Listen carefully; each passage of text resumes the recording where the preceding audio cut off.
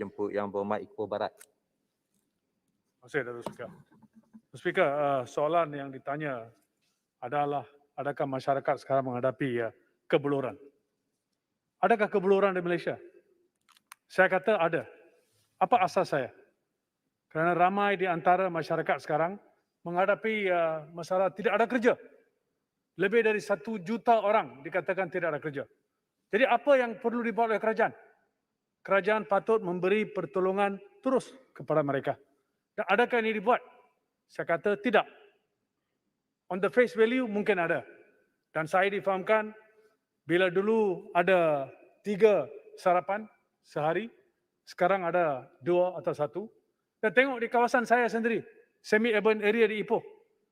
Saya mulakan lebih kurang 1 tahun dulu, Dr. Ketua. Makanan percuma setiap hari. 1 minggu setiap hari. Sekarang sudah jadi 5 hari 1 minggu, 4 hari 1 minggu. Ratusan orang datang untuk mendapat makanan, bantuan. Makanan secara just the meal alone. Don't say the dry food. Dan ini adalah masalah yang tenat yang dihadapi oleh masyarakat. Jadi apakah kekurangan yang dibuat oleh kerajaan?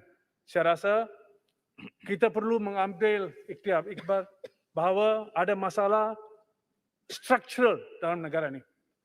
Dan satu antaranya adalah bila kerajaan kata ada lebih kurang 4.8% yang menganggur, kita perlu faham bahawa tindakan perlu diambil untuk menolong orang yang menganggur.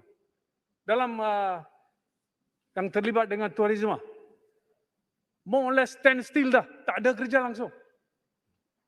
Dulu yang beramat, kita ada juru terbang, high fly, sekarang menjadi Grab driver. HR officer, sekarang menjadi security guard. Dan ini adalah masalah yang berterusan di seluruh negara.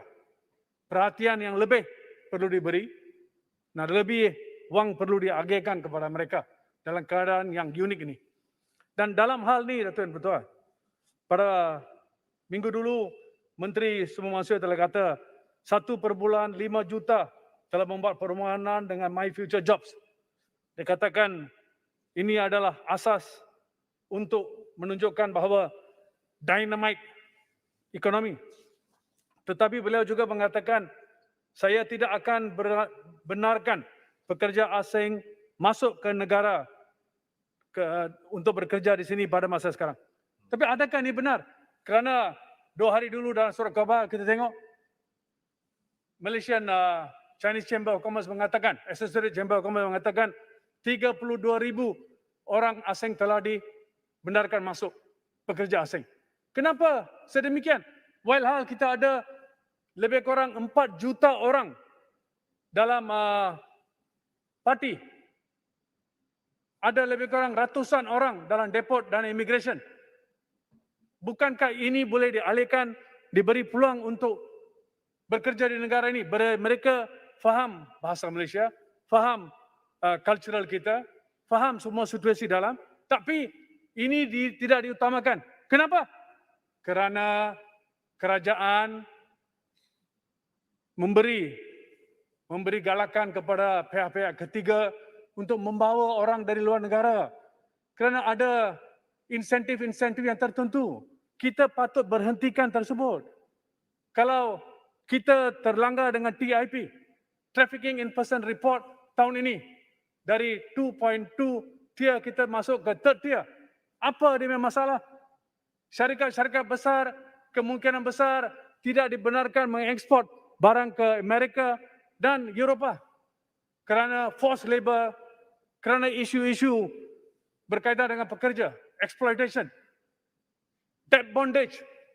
Bila mengambil pekerja dari luar negara, perlu bayar fee kapal terbang, fee commission, fee macam-macam. Ini semua di atas kepala pekerja.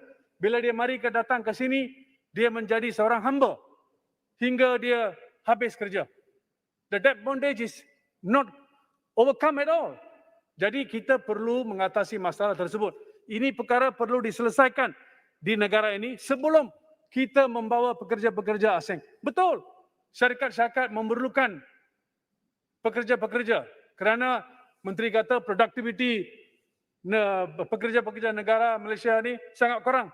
Kalau sedemikian, apa usaha-usaha dibuat untuk meningkatkan produktiviti tersebut? Kalau cakap saya, jawab saja, katakan produktiviti mereka tak tinggi, itu tak ada makna. Very easy. Saya boleh bagi jawapan, tapi tengok esok macam mana jawapan dia. Cantik, kalau tak kita hantam sama dia. Betul ya, betul. Dalam negara ini kita ada structural unemployment. Structural unemployment maknanya when it occurs, there is a mismatch in the skills that employees have and what employers need with technological advances and those shifting demographics among its underlying factors. Adakah ini perkara telah diambil alih oleh dan faham oleh kerajaan? The underlying structural changes, ini sangat serius. Kalau tidak, lebih ratusan orang akan menganggur. Dan saya juga ingin bagi tahu bahawa baru-baru ini kerajaan bagi bakul makanan. Terima kasih. Tapi apakah exit plan dia? What is the long term plan for this? Tiap-tiap kali kita bagi bakul makanan. Dan saya difahamkan Datuk Adin Betul, kita hanya dibagi 3,000. 300,000. Ada lain-lain ahli politik di kerajaan diberi lebih banyak. Apa tu? Itu di diskriminasi lah, I don't know. Tapi ini jadi kita nak tahu ada ahli-ahli politik juga diberi lebih dari 300,000 ringgit bakul makanan.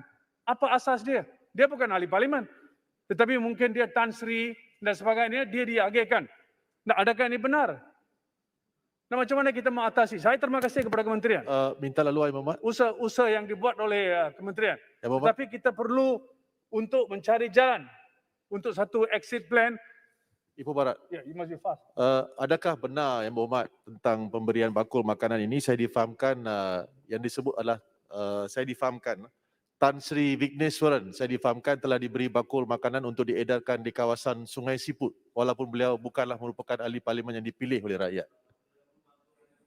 Saya masukkan permintaan yang berhormat dalam ucapan saya. Jadi betul. Malaysia does not fully meet the minimum standards for the elimination of trafficking and is not making significant efforts. This is the trafficking in persons report. Ini kita perlu mengatasi masalah tersebut. Bila kita dalam kementerian, bila kita merajui kementerian, kita mengadakan macam-macam dialog apa yang dibuat untuk mengatasi masalah ini. Betul. 2 hari dulu kita telah berjumpa dengan MTUC dan mereka telah bercadang di antaranya dengan izin.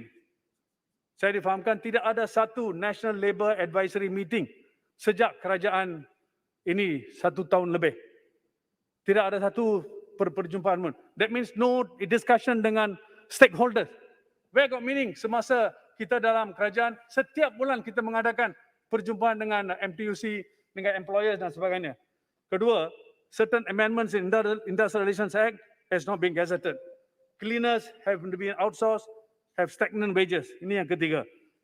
Dan keempat, there is a need for workers' voices in other GLCs. Currently, their voices is only heard in SOCSO and EPF. Number 5, do not discriminate workers who don't want to be vaccinated.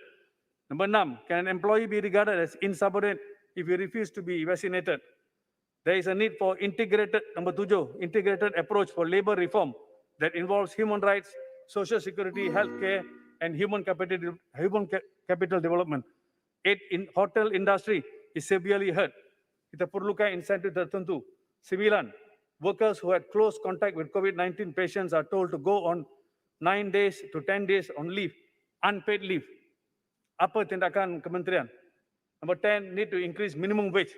Dan ini adalah perkara yang di antara yang saya ingin membawa untuk perhatian dan seharap perkara ini dapat perhatian dan satu jawapan yang menyeluruh esok. Terima kasih, Datuk Yang Bertuah. Terima kasih Yang Berhormat Ibu Barat. Kita ada Datuk Yang Bertuah. 6 orang lagi. Saya nak terima kasih kepada Yang Berhormat kerana bila kita dengar bahawa Yang Berhormat ada usul untuk to against you have recused and asked your deputy to do it. And I think that is very admirable. I just want to put it on record. Thank you. Terima kasih. Ada 6 orang lagi.